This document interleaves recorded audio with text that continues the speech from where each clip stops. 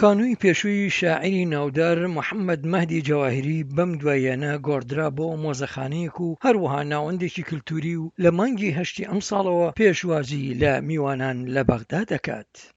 تجد في كل زاوية من هذا الدار ذكرى تنبئ عن حدث معين. لە هەر گۆشەیەکی ئەم خانووەدا یادگاری ڕووداوێکی تایبەت بەدیەکەیت. ئەم خانووی جەواهیری تێدا ژیابوو لە ساڵی 1970دا دروستکرا بوو. ئەم شاعرە تێیدا هەتا ساڵی 1970 ژیاواتە ئەو ساڵی جەواهیری وڵاتی بەجێهێش بەهۆی هەڵوێستی نیشتیمان پەروەری زۆر ناسای بەرامبەر دەسەڵاتدارانی ئەو کاتا و دانەواندنی بۆ هیچ کەسێک.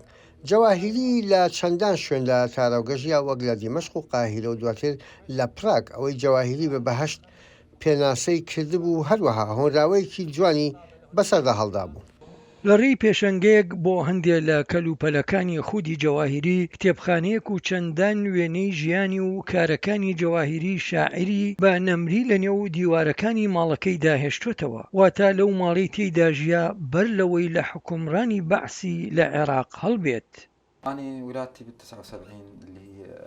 من لە ساڵی 1970دا لەدایک بووم. ئەو کاتەی دەرەنجام باپیرم عێراقی بەجێهێشت. بەداخەوە پێڕانەگەیشتم باپیرم ببین و لەگەڵی دابنیشم و گوێ لە شیعرەکانی بگرم. بەڵام لە ڕێی خزمەکان و خێزانەکانمەوە گوێبیستی مرۆڤایەتی جەواهیری بووم.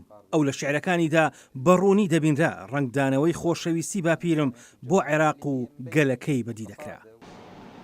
سەرۆکی میدیا و پەیوەندیە گشتیەکان لە شارەداری بەغدا عەبدولمونعیم ئەلعیساوی گوتی جەواهیری بەهۆی هەڵوێستە نیشتیمان پەروەریەکانیەوە بەرامبەر دەسەڵاتدارانی ئەو کاتە عێراقی بەجێهێشت.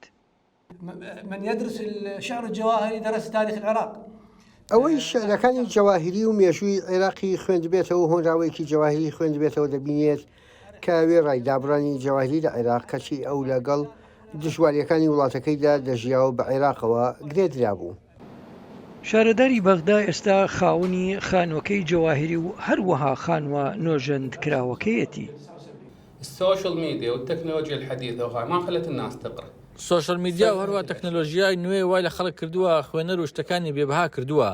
مێژوو هەروە شارەسەنەتی هەر وڵاتێک لە کەلتورەکەیدایە بە تایبەتی مێژووی عەرەب شاعری مەزن هەن وەک جەواهیری و شاعری عەرەب ئەحمەد شەوقی. هاوکات هونەرمەندانی شانۆ هەن، هونەرمەندان و میزیکژەنان وەروە نیگارکێشان هەن. هەموو ئەوانە لە مەترسیدان لەبەر ئەوەی چیتر گویان پێنادرێت. شاعری ناودار جەواهیری لە ساڵی 1999 لە شاری نەجەف لەدایک بووە و بەر لەوەی ببێتە شاعیر و نووسەر و ڕۆژنامەوان خوێندنی ئیسلامی خوێندووە. جەواهیری لە ساڵی 1997دا لە دیمەشقی پایتەختی سووریا کۆچی دوایی کرد.